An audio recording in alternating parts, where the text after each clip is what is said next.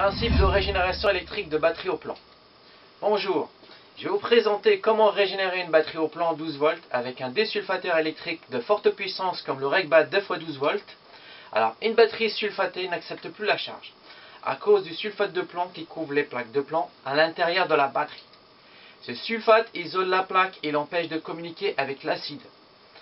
La régénération électrique se fait par l'envoi d'impulsions électriques positives et négatives à une certaine fréquence qui vont faire vibrer les cristaux de sulfate de plomb jusqu'à ce qu'ils cassent et se réintègrent dans l'acide.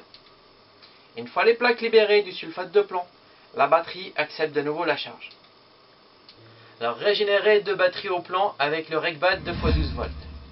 Voici le régénérateur de batterie RegBat 2x12 volts.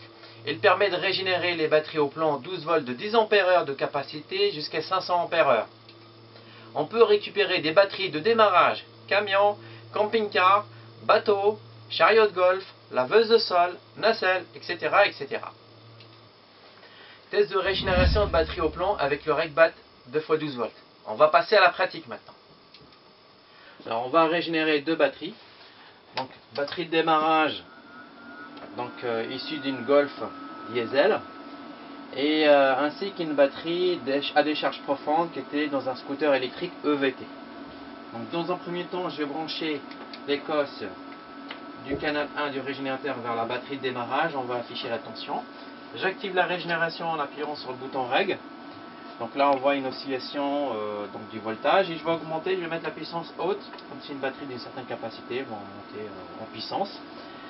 Donc là, on voit une variation de l'ampérage et du voltage. Donc normalement, le voltage va monter de plus en plus haut et l'ampérage pareil. Donc il va varier en permanence, positif et négatif. Et on va faire la même chose pour la batterie à décharge profonde, la batterie du scooter. Je branche l'écosse en respectant les polarités, donc le plus, le moins. On voit afficher la tension initiale de la batterie. Voilà. J'actionne la régénération en appuyant Reg. Voilà. Et j'ai choisi la puissance haute pour que ça aille plus vite. Et puis la puissance permet de désulfater plus efficacement. Voilà. Donc là, elle est en train de régénérer les deux batteries simultanément. Donc canal 1 pour la batterie de démarrage et canal 2 pour la batterie à décharge profonde gélifiée pour scooter électrique. Donc voilà.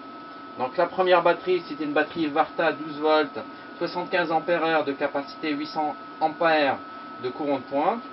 La deuxième, c'était une batterie à décharge profonde, 12 volts, 50 ampères, donc de capacité. Généralement, le traitement dure entre 24 heures pour une régénération de maintenance ou 48 à 72 heures en continu sur le régénérateur pour récupérer des batteries fortement sulfatées. Mesurer l'état d'une batterie au plomb. On va évaluer le résultat de la régénération de la batterie. Donc, après avoir fait subir une régénération électrique avec le RegBat 2x12 volts, on peut mesurer l'état d'une batterie sous différents angles. Le courant de pointe CCA, avec un testeur analyseur de batterie comme celui-ci. La tension de la batterie mesurée sous courant de décharge de 10 ampères avec un déchargeur électronique comme celui-là. L'indice Baumé avec un pas acide comme celui-ci. Le courant de pointe CCA, qui est l'équivalent d'un courant de démarrage d'un véhicule qui est de plusieurs centaines d'ampères, c'est une information intéressante. Ça permet d'évaluer l'état d'une batterie. Le deuxième chiffre qu'on peut mesurer, qu'on peut lire sur une batterie de démarrage, par exemple, on voit 64 Ah, puis 640 A, et c'est le deuxième chiffre qui nous intéresse. Ensuite, la tension d'une batterie mesurée sous courant de décharge est intéressante. Elle pourrait être mesurée avec un multimètre, donc avec un voltage de 12 volts à 13,5 volts, mais cette information peut nous induire en erreur, car une batterie peut afficher une tension flatteuse après une charge, mais dès qu'on commence à tirer du courant sur la batterie, la tension peut chuter brutalement. Par contre, si on mesure la tension sous courant de décharge de 10 ampères, on pourrait juger plus objectivement de l'état de la batterie et de son comportement durant la décharge. Si le voltage de la batterie se stabilise durant la décharge à une tension supérieure à 12 volts, c'est plutôt un bon signe. Le déchargeur de batterie qu'on a utilisé pour mesurer la tension permet aussi d'évaluer la capacité totale de la batterie. mais cela suppose de vider totalement la batterie et de la recharger aussitôt. Une décharge complète prendrait beaucoup de temps et risquerait d'abîmer la batterie si on traîne à la recharger.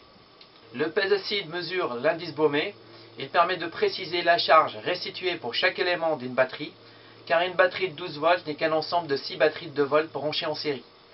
Cette mesure n'est possible qu'à condition que la batterie soit électrolyte liquide et avec entretien, ce qui n'est pas toujours le cas. L'ensemble des outils donne des informations complémentaires afin de mesurer l'état d'une batterie au plomb. Si la vidéo vous a plu, pensez à vous abonner à la chaîne, mettre un j'aime et visiter mon site boutique.regenebac.com. J'ai plein de produits sympas qui vont vous plaire. À la prochaine!